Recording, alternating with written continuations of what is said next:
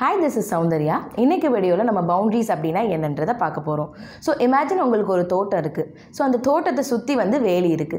So அந்த வேலிக்குள்ள இருக்கிற மரங்கள், செடிகள், கொடிகள், காய்கறிகள் இதெல்லாம் உங்களுக்கு சொந்தமானது. சோ அதை எப்ப நட்டு வைப்பீங்க? அதை எப்ப அறுவடை செய்வீங்க? என்ன மாதிரியான உரங்கள் அதுக்கு போடுவீங்க? என்ன விதமான செடிகளை நட்டு வைப்பீங்கன்றது உங்களுடைய டிசிஷனா இருக்கும்.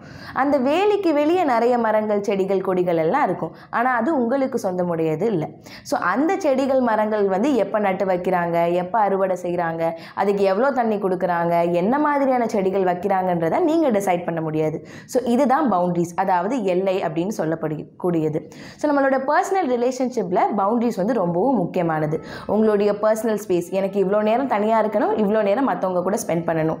உங்களுடைய கம்யூனிகேஷன் ஸ்டைல்ஸ், ஏன்ட்ட பேசும்போது அமைதியா பேசணும், கோவமாவே இருந்தா கூட அமைதியா பேசினாதான் எனக்கு கம்ஃபர்டபுளா இருக்கும்.